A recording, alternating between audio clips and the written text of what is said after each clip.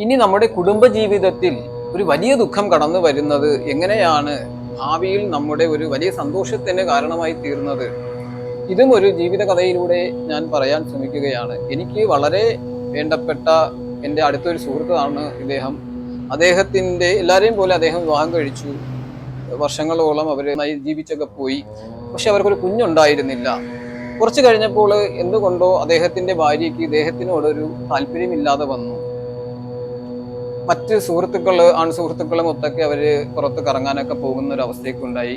പക്ഷെ ഇദ്ദേഹത്തിന് എങ്ങനെയും ഈ കുടുംബജീവിതം മുന്നോട്ട് കൊണ്ടുപോകണമെന്നുള്ളത് കൊണ്ട് അദ്ദേഹം പല കാര്യങ്ങളും കണ്ടില്ല എന്ന് വെക്കുകയും മാക്സിമം അഡ്ജസ്റ്റ് ചെയ്ത് മുന്നോട്ട് പോകാൻ ശ്രമിക്കുകയും ചെയ്തു. പക്ഷേ ഈ പെൺകുട്ടി തന്നെ മുൻകൈ എടുത്ത് ആ വിവാഹബന്ധം വേർപെടുത്തുകയുണ്ടായി.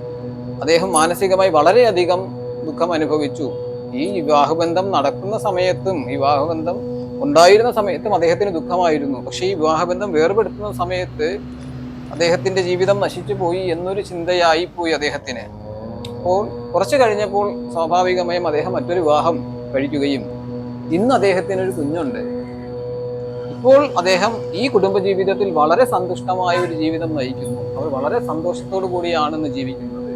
അപ്പോൾ നിങ്ങൾ തിരിച്ചറിയുക, അന്നത്തെ ആ ദുഃഖം, എൻ്റെ ജീവിതം തന്നെ നശിച്ചു പോയല്ലോ, എനിക്ക് എന്തുകൊണ്ട് സംഭവിച്ചു ഭഗവാനെ എന്ന് ചോദിച്ച ആ ഒരു സാഹചര്യമാണ് ഇന്നത്തെ ഈ സന്തോഷത്തിന് കാരണമായത്. ആ ദുഃഖം സംഭവിച്ചില്ലെങ്കിൽ ഇന്നത്തെ ഈ സന്തോഷം സംഭവിക്കില്ല.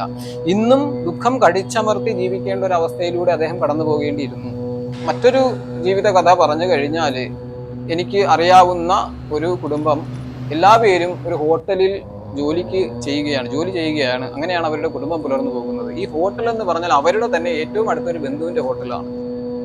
അങ്ങനെ ആ എല്ലാ പേരും ആ ഹോട്ടലിലെ ജോലി ചെയ്യുന്ന വരുമാനം കൊണ്ട് നടന്നു പോകുന്ന ഒരു കുടുംബമായിട്ട് പോകുന്ന സമയത്ത് ഈ ഹോട്ടലിന്റെ ഉടമ, ഇവരുടെ ആ ബന്ധു ഇവരോട് വളരെ മോശമായി പെരുമാറാനുള്ള സാഹചര്യം ഉണ്ടായി. അങ്ങനെ ആ ഹോട്ടലിൽ നിന്നും അവർക്ക് ഇറങ്ങേണ്ടി വന്നു. അവിടുത്തെ ജോലി അവർക്ക് നഷ്ടപ്പെട്ടു. അപ്പോഴാണ് അവർക്ക് ജീവിക്കണമെങ്കിൽ എന്തെങ്കിലും ചെയ്യണമല്ലോ. അങ്ങനെ അവർക്ക് അറിയാവുന്നത് ഹോട്ടൽ ബിസിനസ് ആയതുകൊണ്ട് തന്നെ അവരും ഒരു ഹോട്ടൽ തുടങ്ങാൻ തീരുമാനിച്ചു. എല്ലാവരും ചേർന്ന് ഒരു ഹോട്ടൽ തുടങ്ങാൻ തീരുമാനിച്ചു. അങ്ങനെ ഈശ്വരാനുഗ്രഹം കൊണ്ട് അവർക്ക് നല്ലൊരു സ്ഥലം, നല്ലൊരു ബിൽഡിംഗ് അവർക്ക് കിട്ടി. ഇന്നിപ്പോൾ വളരെ നല്ല രീതിയിൽ പ്രവർത്തിക്കുന്ന ഒരു ഹോട്ടലാണ് അത് അവരുടേത്. അപ്പോൾ അവര് വെറും തൊഴിലാളികളായി, അവിടുത്തെ ജോലിക്കാരായി നിന്ന് അവരിന്ന് ആ ഹോട്ടലിന്റെ ഉടമസ്ഥരായിരിക്കുന്നു. അതിന്റെ കാരണമായത് എന്താണ്? വളരെയധികം ദുഃഖം മനസ്സിന് അനുഭവിക്കേണ്ടി വന്ന ഒരു സാഹചര്യം ഉണ്ടായി.